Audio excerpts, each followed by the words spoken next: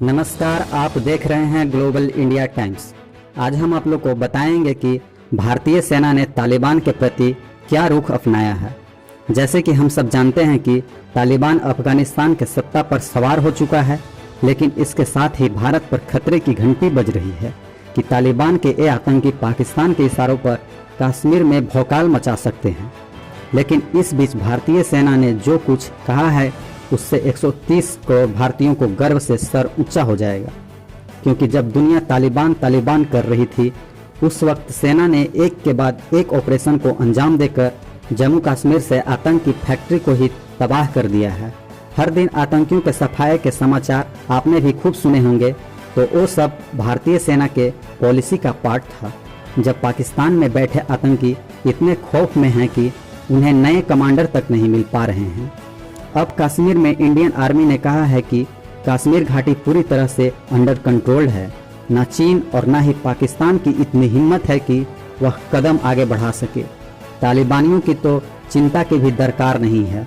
सेना की 15 कोर के general office commanding lieutenant general BP Pandey ने कहा है कि यह एक खेल का मैदान है और मैं बाहरी लोगों के बारे में टिप्पणी नहीं करना चाहता, लेकिन याद रखें यहाँ सुरक्षा की स्थिति हमारे नियंत्रण में है और इसके बारे में चिंता करने की कोई बात नहीं है।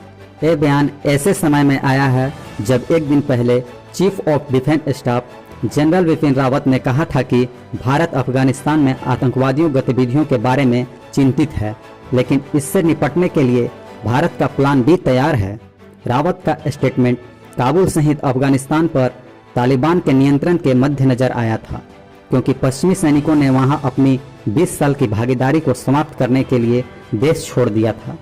देश के सबसे वरिष्ठ सैनिक कमांडर रावत ने यह भी कहा कि भारत को अफगानिस्तान के तालिबान के अधिग्रहण की आशंका थी, लेकिन इसकी तेज गति अभी भी एक आश्चर्य की बात है। रावत ने कहा, भारतीय दृष्टिकोण से हम तालिबान के अधिग्रहण का अनुमान लगा रहे थे। हम अफगानिस्तान से भारत में आ रही आतंकवादी गतिविधियों को लेकर चिंतित थे, लेकिन हमारी आकस्मिक योजना चल रही है और हम इसके लिए तैयार हैं। आपको बता दें कि तालिबान का अब लगभग पूरे अफगानिस्तान पर नियंत्रण है।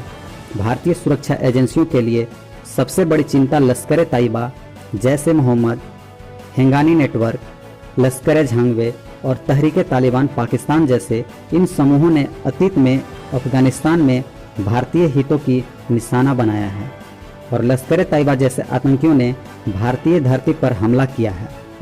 जनरल रावत ने कहा है कि भारत क्षेत्र में आतंकवाद मुक्त माहौल सुनिश्चित करने के लिए कटिबद्ध है।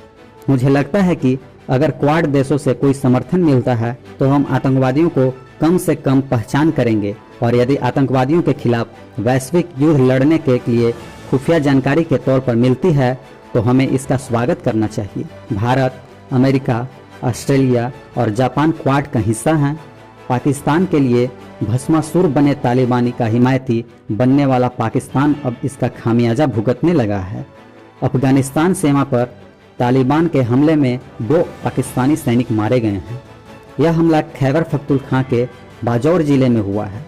पाकिस्तानी मिलिट्री के मीडिया विंग के हवाले से द डॉन ने यह खबर दी कि पाकिस्तान तालिबान का अक्सर पक्ष लेता रहा है, जबकि कई बार उसे तालिबान के हमले के चलते नुकसान उठाना पड़ा है। पाकिस्तान ने तालिबान आतंकियों के अफगानिस्तान की धरती के इस्तेमाल कर कड़ी आपत्ति जताई है। खास तौर पर अफगान से पाकिस्तान के खिलाफ आतंकी गतिविधियों के संचालन पर विरोध जताया गया है। साथ ही पाकिस्तान ने यह भी कहा है कि अफगानिस्तान आगे से आतंकियों को इस तरीके की हरकत की इजाज़त नहीं देगा। इससे पहले पाकिस्तानी मिलिट्री के एक सिपाही ने जान गंवाई थी। यह घटना 352 सेक्टर में हुई, जहां अफगान सीमा पार से आतंकियों ने हमला किया था।